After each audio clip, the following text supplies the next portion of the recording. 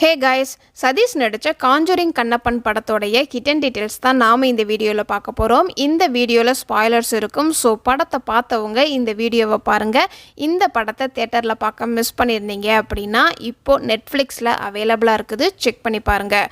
படத்தோடைய டைட்டிலை பார்த்தோம் அப்படின்னா காஞ்சூரிங் கண்ணப்பன்னு வச்சுருப்பாங்க. இந்த கதை காமெடி கலந்த ஹாரர் மூவியாக இருக்கும்.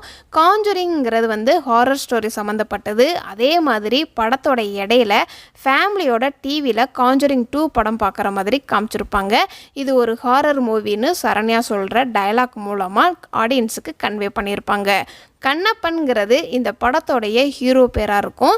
சதீஷ் ஒரு காமெடி ஆக்டரில் இருந்து தான் கதைநாயகனாக வந்திருக்கிறாரு. ஸோ காமெடி ப்ளஸ் ஹாரருங்கிற மாதிரி கதைக்கு ஏற்ற டைட்டிலாக செலக்ட் பண்ணியிருப்பாங்க.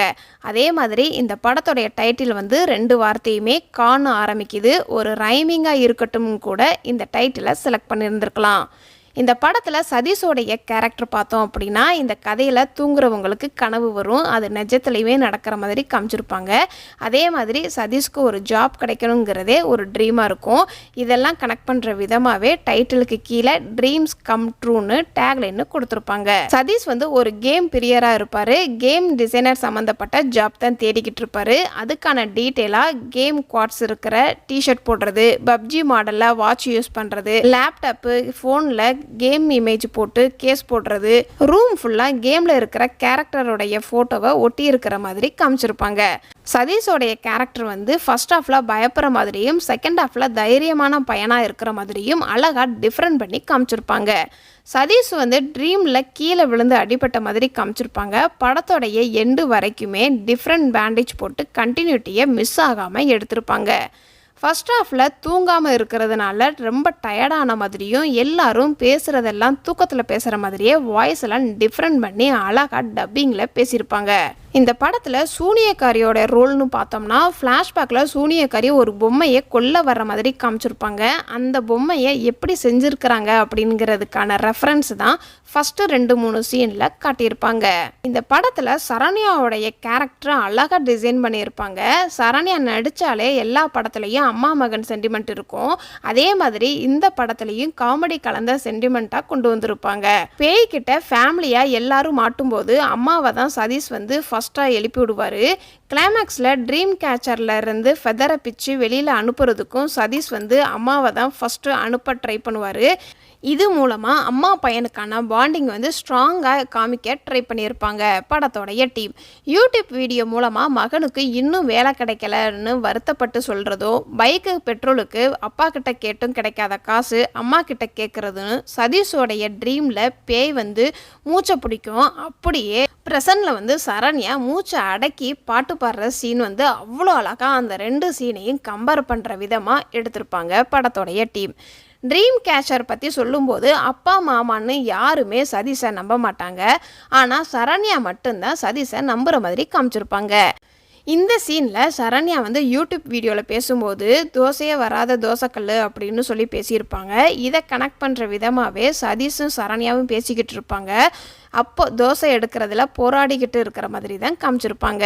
கிளைமேக்ஸ் சீனில் சரண்யா மகனுக்கு ஜாப்புக்காக மோட்டிவேட் பண்ணி பேசுகிறதும் சதீஷுக்கு ஈக்குவலாக சரண்யாவுடைய ரோலுமே எழுதியிருப்பாங்க.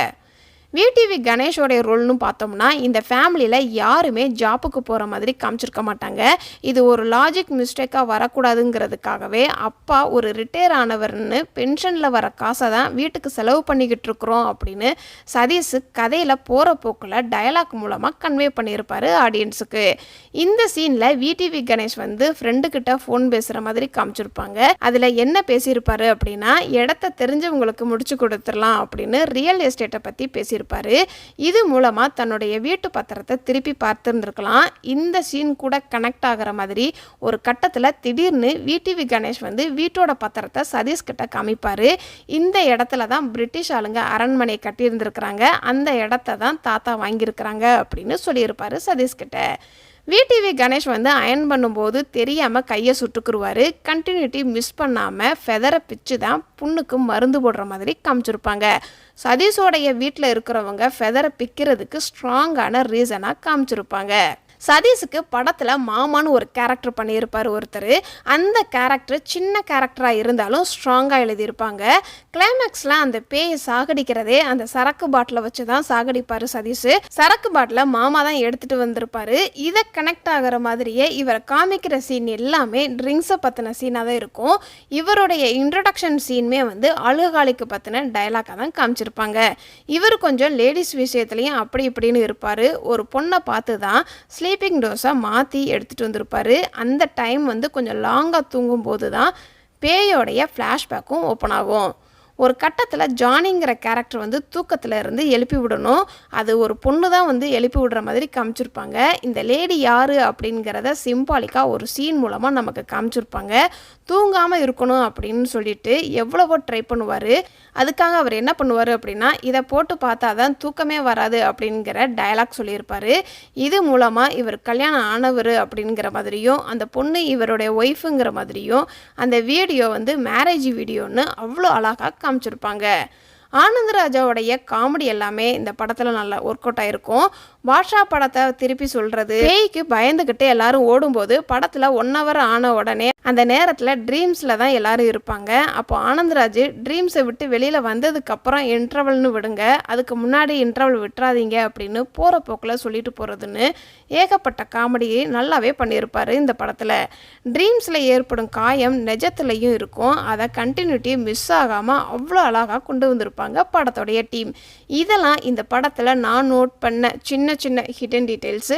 இதை தவிர நீங்கள் ஏதாவது நோட் பண்ணியிருந்தீங்க அப்படின்னா கமெண்ட்ஸில் சொல்லுங்கள். இந்த மாதிரி வீடியோ நீங்கள் இன்னும் தெரிஞ்சுக்கணும் அப்படின்னா நம்மளுடைய சேனலை சப்ஸ்கிரைப் பண்ணி பெல் ஐக்கானையும் கிளிக் பண்ணுங்கள். டாடா பாய்.